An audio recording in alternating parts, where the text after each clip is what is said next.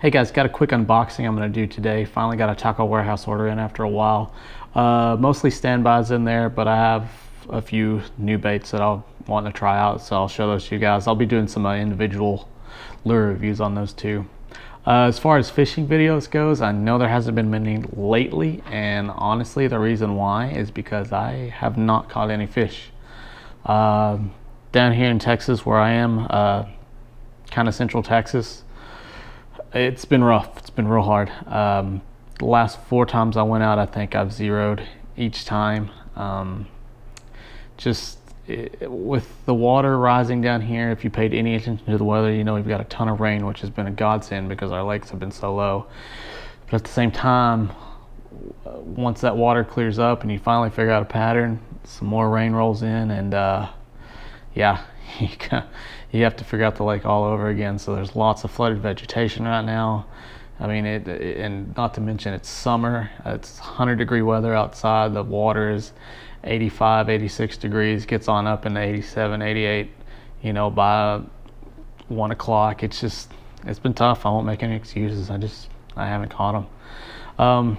When I do, I'll be sure to post a video of it, but until then, I am trying. But yeah, anyways, we'll go ahead and get into this, and I hope you guys enjoy. Okay, so here we are, guys. We got the tackle warehouse box here today. Got this in just this morning, so I haven't had a chance to get into it. So we'll go ahead and open this up and see what we got.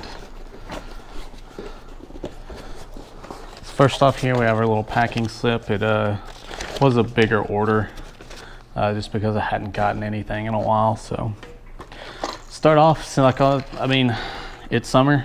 Time for deep cranks, so there it is, 660.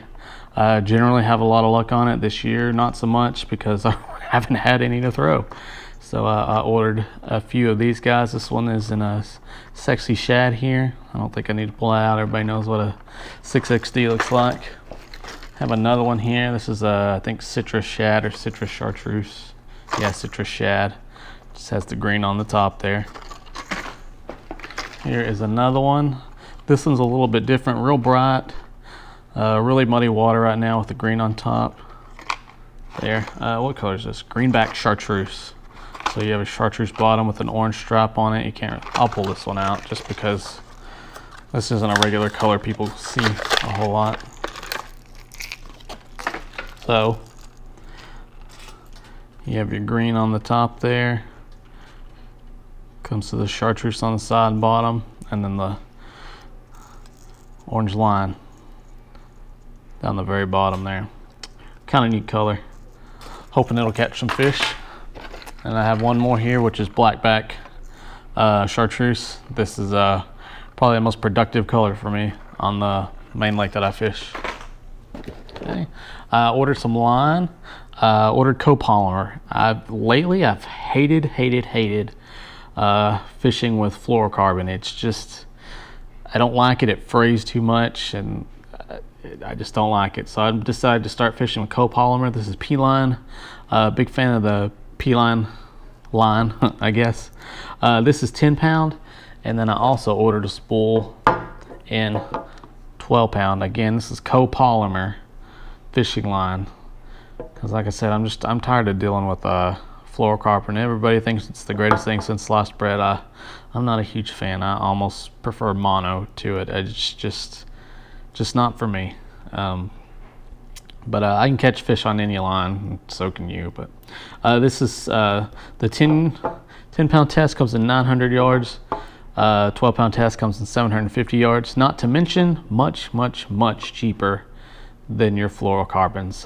You're gonna pay about $12 for, I guess 200-300 yard spool of that. These were $7 a piece. So there you go. We're gonna start fishing with that and see how it goes. Okay. So next up here, we have some Berkeley Havoc juice worms. Really only been throwing one color. I'm hoping this might fix the solution to me not catching fish. Usually just throw a black and blue fleck. So I got some watermelon here, maybe to give them a different look.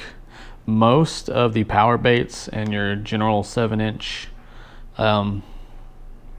size were sold out. So, and I've fished this Havoc series before. I actually prefer the Havoc series. in most plastic baits, but not in actual worms. These are 8-inch worms. Your standard Berkeley Powerbait are in 7 inches, and they have the smell, whatever the stuff is that's in it, that I really like. I feel like that kind of helps out with getting strikes. But yeah, these are the Boyd Duckett juice worms. I think they're Boyd Duckett in watermelon color. So went ahead and got same color here, 10-inch in the Powerbait. Reason I got 10 inches because it's summer, and they were sold out of 7-inch, so that's why we got the Havoc. Summertime, bigger baits in dark rising water will get you a lot more bites. So I'm hoping this again will be a solution. You can see that crap there that's on my fingers. That's why I like these things, dirtying up the table here. But yeah, oh, it's a heck of a smell, but it works. Fun story. And I'm sure some of you guys that are my age remember this, but AR reading, or accelerated reading, you just have to read books and take tests on them to get a certain amount of points. And you could save up your points and get prizes for them. Well, even back then, oh man, what grade was that? It was 5th or 6th grade. Even back then, I was real big into fishing. Anytime I got a chance to go, I would go. Well, they were giving away a pack of the Berkeley Powerbait worms as part of the prize. The amount of points was a ridiculous amount of points. I mean, these things were like $1, $2 back then. And yeah, I think I had to read about 10 books to get them. But talk about wanting to motivate me to read. That was a real good way to do it. So yeah, saved me money. I read a ton of books and picked up a bunch of these, and ever since then I've been fishing Berkeley Powerbait. So fun little story there. Moving on. So here, of course, ever since Bassmaster Classic, everybody's been about those underspins. Well, I decided to give in and get one. The reason I decided to do this though is with the flooded forage and stuff that I have in the lake now, I've been throwing spinnerbaits and chatterbaits with kind of no results. I've thrown just your standard soft plastic jerkbait or swim bait rather, with no results. So I'm kind of hoping that maybe if I combine the two here with the underspin and the soft plastic swim bait, that maybe that'll help me get some strikes. This is the Buckeye Lure. It's called the SU Spin Blade, or Suspend Blade. So we'll go ahead and pull this out here. I've never fished an underspin before, never really had a need to, but I feel kind of like not necessarily a sellout, but following the pack doing it just because of Casey Ashley and his classic win. But I really think this could be a solution to possibly my not catching a fish. But it's just a 1/2 ounce jig head here. You can see that with your hook, with your 2 little willow leaf blades on there. They're tiny, so they're made to kind of move through the water real fast. Again, hopefully that'll help solve the problem. I do have another one here. This one is in a 3/8 ounce. I got the heavier one to kind of fish deeper. The particular place I'm talking about, it's kind of a big flat, but then it comes down into a channel in the middle of it to about 14 feet. Generally they'll hang out on that drop off. I just can't get them to bite for the life of me. So we'll use this one for the grass, and then I'll go into using the heavier one here to fish that channel down a little bit deeper. So we'll try that, see what happens. Next up, these things are a godsend. If you've never used them, you have to buy them. They're the 6 Sense Peg X weight stops. If you fish a Texas rig at all, you have to have these. I used to never ever use them, and now that I will never not use them again. I actually ran out, and it's been killing me fishing without peg weights. I hate that my tungsten sinker just slides around everywhere. This really lets you get that bait in there real fast and get it down in there. It just makes flipping a million times easier. So I stocked up on these. I think I got 3 packages of these. Yeah, I did. They're $1.99 a piece, and they're worth, I mean, they're invaluable. If you can pick these up on Tackle Warehouse, pick them up, or any peg stops for that matter. I just buy the 6 Sense ones because I like these better. The rigging system is really easy on them, so that's why I get these. So pick those up. Next up, this is some stuff I've been looking for quite a while. You can see it's an old plastic bag there. I don't know if you'll be able to make this out, but it's the KVD Line Lure. I could not find this crap anywhere here around where I am in Central Texas.